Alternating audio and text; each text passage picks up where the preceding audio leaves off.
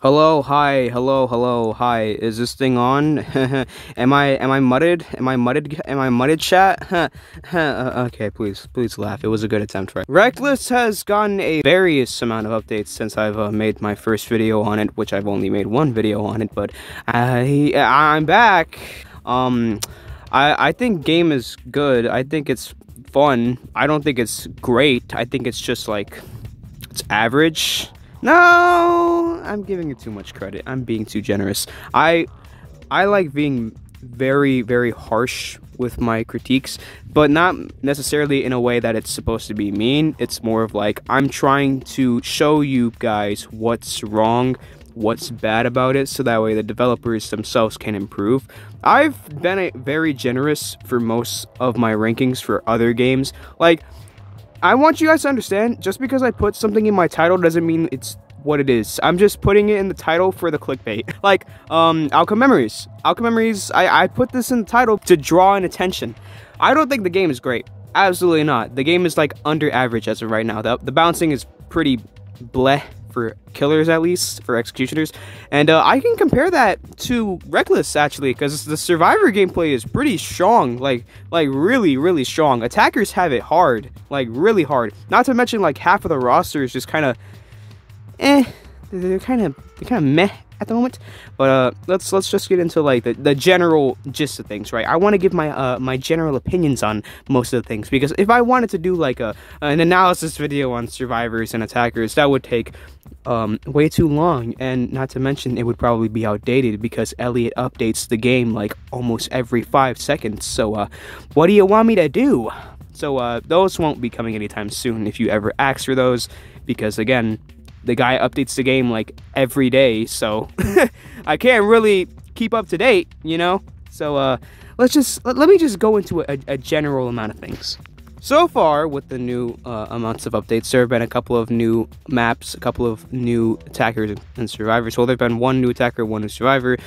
Anyways, I don't think the game is at its best state. I think it's just a little, how can I say this? Attacker gameplay is so underwhelming that it makes Survivor gameplay seem actually enjoyable. And even then, Survivor gameplay isn't the greatest either, but it's more of just like, it's very team-based, right? The game is very team-based. That can go the same way for attackers too, because with how many survivors there can be in one match, it's kind of crazy.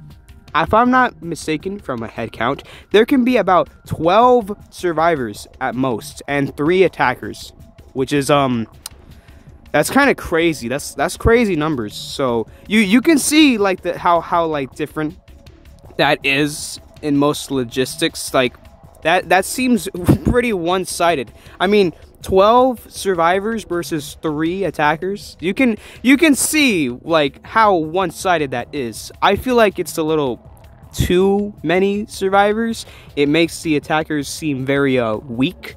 Not to mention how most combos with certain survivors can be very overpowering to the attacker side, which really sucks. And not to mention, if one attacker sucks, then you're probably gonna lose. And even then, even if the attackers are pretty good, you're probably gonna lose if the survivors are competent. You just need like at least like 5 or 6 competent survivors in like a 12-round gameplay, and that's it. That's all you need. Even just one competent survivor can mess you up. A competent Coral, it's just the amount of like game changing it can be is insane. It can change the match from like a casual game to a focus up or you'll lose type of match. Now, I really wish that most of the attackers were stronger, and from what I've heard, right, the attackers plan on getting buffs and changes. There are a lot of things that can be done, not to mention trapping, especially with Mummy.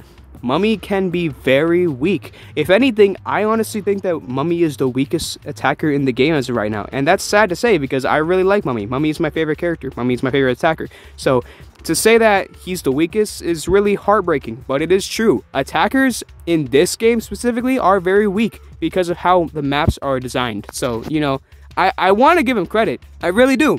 But the maps are so open and there's like barely any narrow points that there's just no credit to be due.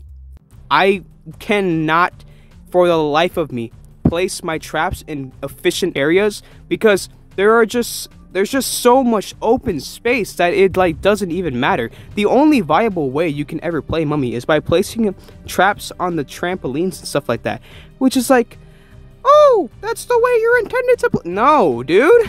No, that's boring. That's not fun. I don't like just camping the traps. It's not fun.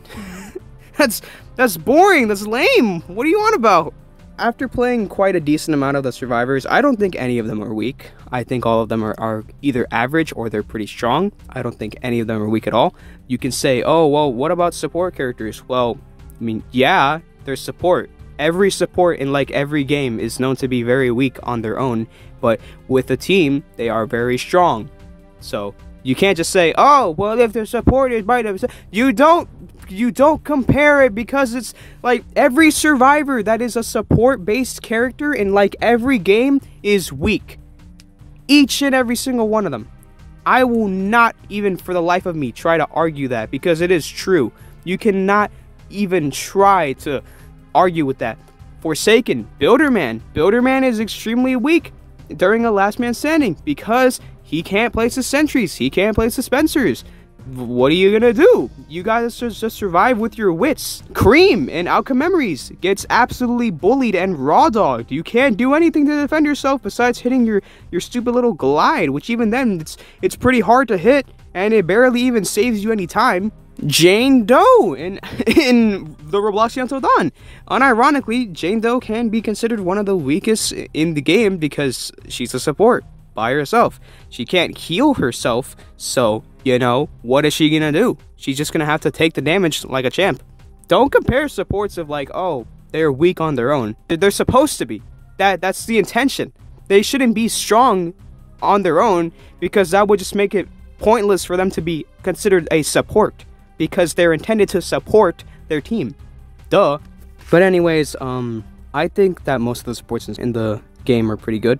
Very strong, and can be very annoying in certain combos. Not to mention that most of the supports can heal from a safe distance, and even then, if the attacker goes for them, you're pretty much just getting the attacker off of the person that they were currently chasing and having them target you. So, again, another reason as to why supports are pretty strong, and why most of the survivors in this game are very strong, especially the stunners. They're very strong, very scary, and usually always hit their attacks. Especially with the hitboxes and stuff, because of the ping, it can make your hitbox go like into your body rather than like in front of you, which is super agitating to just witness. It sucks, bro. Not to mention the jumping. Oh my god, it's Trude all over again. You just miss your attack because they just perfectly time their jump. Oh my god, it sucks, dude. Predicting is such hell in this game, because you don't get like any like slower movement for jumping or anything like that. Playing attacker is the most heinous thing ever. It is. It really is. Because if your teammate sucks, then you're gonna suck.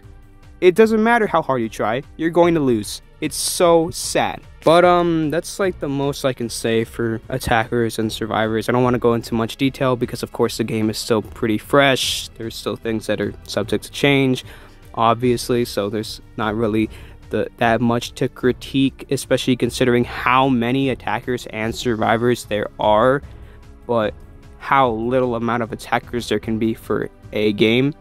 Maybe improving how many attackers there are for a game could be the answer, but of course that's just a suggestion. Who knows? That could be the most imbalancing thing ever, and I'm just saying that on a willy. So I hope that the changes for these attackers are good and actually make them viable, and don't make them a nuisance to the team like Robot with his stupid charge ability, you filthy clank. But yeah, that's just my general thoughts on the game as of right now. I don't think it's great. I just think it's underwhelming to play. It's not really the best.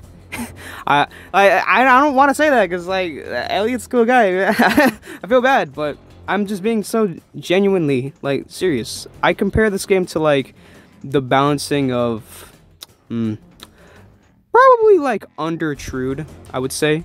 I would put this like the balancing of this game underneath Trude.